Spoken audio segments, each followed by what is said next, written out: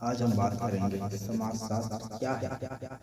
18वीं और 19वीं शताब्दी के दौरान विज्ञान और प्रौद्योगिकी में हुई प्रगति ने लोगों को यह विश्वास करने के लिए प्रोत्साहित किया कि हर चीज के लिए एक तर्कसंगत स्पष्टीकरण होता है और वैज्ञानिक अध्ययन से मानव द्वारा सामना की जाने वाली सभी समस्याओं का समाधान होता है।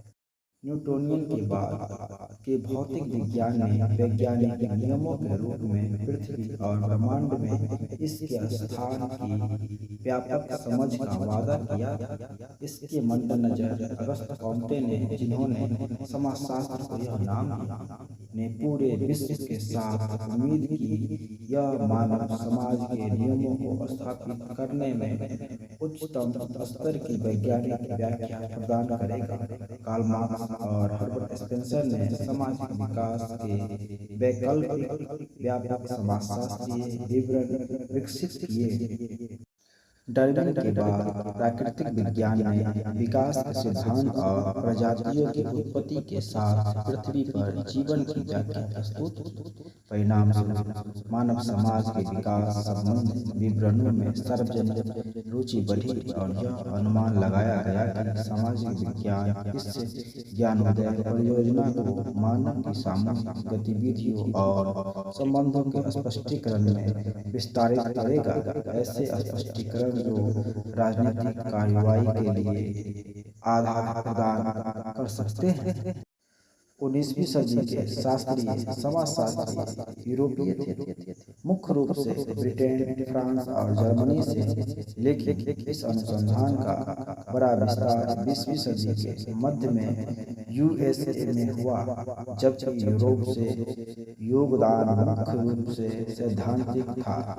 उत्तरी अमेरिका अपने समाज के निरंतर विकास और इसकी विशाल आर्थिक क्षमता से जुड़ी अनुभवजन्य शोध परियोजनाओं में निवेश के माध्यम से इसकी व्यावहारिक क्षमता का दोहन करने के लिए विद्युत थे।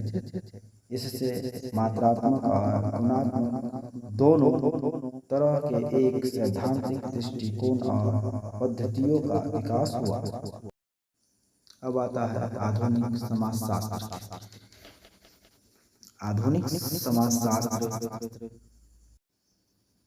समाजशास्त्र पहली बार ब्रिटेन में 20वीं सदी की शुरुआत में पढ़ाया गया था, लेकिन यहाँ इसका विस्तार हाल ही में हुआ और शुरू में यह अमेरिकी समाजशास्त्र से काफी प्रभावित था।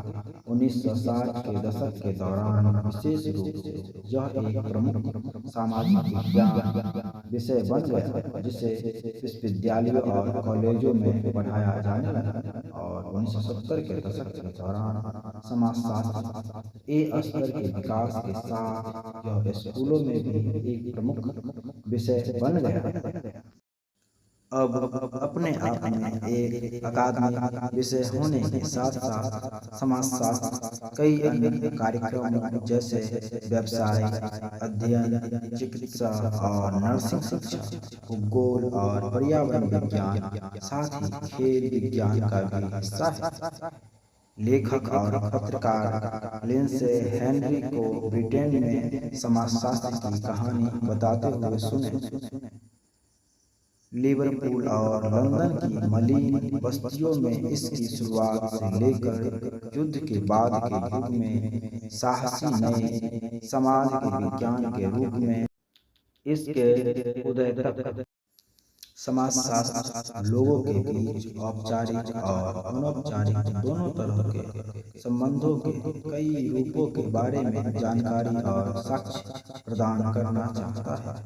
ऐसे संबंधों को समाज का ताना बाना माना जाता है। छोटे पैमाने के संबंध संगठनों, संस्थागत क्षेत्रों के बीच संबंधों के बड़े पैमाने के पैटर्न से जुड़े होते हैं और इसकी सक्रियता समाज की ही है। मनुष्य की इच्छाएं, जरूरतें और चाहत होती है, लेकिन ये जो रूप लेते हैं। वे सामाजिक समूहों से जुड़ाव और सामाजिक संस्थाओं में भागीदारी से जुड़े होते हैं। उत्तरार्ध मानवीय संपर्क के पैटर्न हैं जो समय के साथ सामाजिक होते हैं। इसीलिए लोग उन्हें पहचानते हैं और उनके अनुसार अपने कार्यों को उन्मुख करते हैं। वैकल्पिक रूप से सामाजिक संस्थाओं के खिलाफ प्रतिक्रिया कर सकते हैं। किसी भी तरह से यह लोगों की क्रियाएं हैं जो समाज को पुनः पेश करने और उन परिवर्तनों को प्रभावित करने के लिए काम करती है जो प्रक्रिया की एक निरंतर विशेषताएं हैं।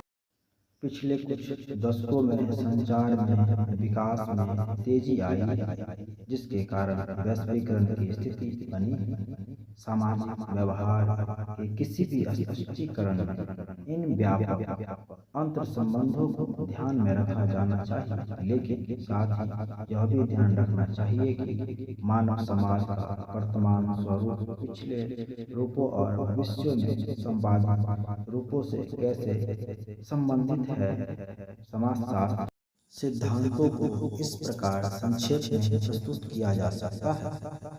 परिभाषा के अनुसार मानव समाज में लोग एक दूसरे के साथ संबंधों के रूपों में प्रवेश करते हैं। ऐसे संबंध कई रूप लेते हैं और उदाहरण के लिए उन्हें मुख्य रूप से सांस्कृतिक, आर्थिक या राजनीतिक के रूप में वर्णित किया जा सकता है। हालांकि अधिकांश संबंध इन विभिन्न पहलुओं को अलग अलग डिग्री में जोड़े जाते हैं। मानव संबंधों के पैटर्न समय के साथ अपने पुनरुत्पादन के दौरान संस्थागत होते जाते हैं और इसीलिए उन्हें सामाजिक संस्थाएं कहा जा सकता है। ये समाजशास्त्रीय जांच का एक प्रमुख केंद्र है।